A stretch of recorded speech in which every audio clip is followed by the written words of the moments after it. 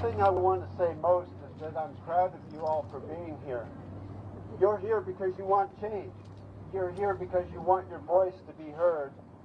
And it's loud, and I hear it. I look at your signs and I see, do better, be better, protect your students, Black Lives Matter. We will not be silenced. Change happens when people demand change, and that's what you're doing.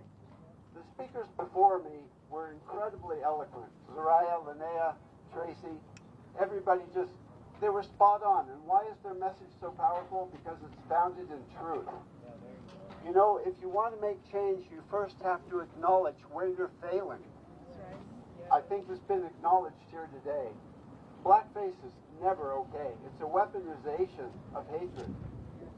And, you know, you have to stand up. You have to be intolerant of that. And that's what I'm seeing here today. And I got to say, I'm really proud of all you St. Francis students for saying we need to change. So Linnea talked about some possibilities for change and for some hope. Behind all of your signs, I see disappointment and anger, but I also see that hope. St. Francis is an institution that must change and can change, especially with a student body that says we want change, we need change, it's going to happen. So I want to draw an analogy to the city of Sacramento. Our institution had the same problems that St. Francis does. Systemic racism, endemic problems, cultural intolerance. We want change at the city. What we did was create an office of diversity, equity, and inclusion.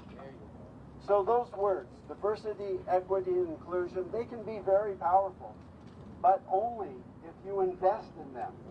If you invest emotionally and you invest money to make it happen. At the city, we want our institution to reflect the complexion of our incredibly diverse city. This is one of the most diverse cities in our entire country, and we are moving towards that goal. It makes every person, including the city council, challenge themselves personally and think about the attitudes that they were raised with, the racism that we were all surrounded with. I'm not a young man. I remember in 1965 when the Civil Act Rights was signed by President Johnson. And, you know, there were a lot of marches back then. I lived through the Watts riots and a lot of marches. Some things have changed for the better and many things haven't. There are things to be proud of in America and there are things to be very ashamed of.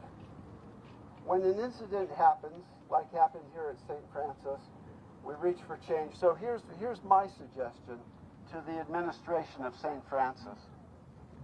The administration has indicated to me that they are in the process of change, that they have a racial reconciliation plan, that they have done listening sessions. Has it worked?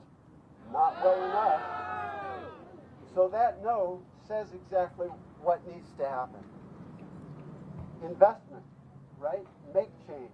I challenge this administration to get a third-party person to do a cultural competency assessment. To fundraise and either get a consultant or create a DEI, diversity, equity, and inclusion manager here on campus.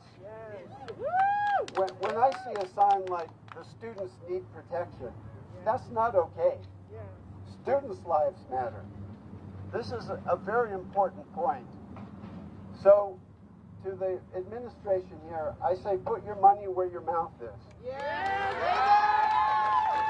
Write that check! I believe they can, and I think with your force of will that this will come about. This campus can do better, it must be better, and it will be as long as it has a student body like yourselves. You're all amazing young women, and you know, the last thing I want to say, and I have seen this through my entire life, that one of the strongest groups of people in America are black women.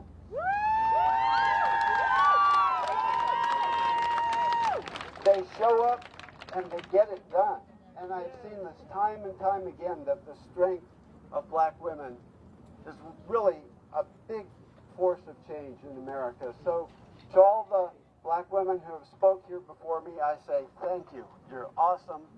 And let's work together to make St. Francis be better and do better. Thank you, everybody.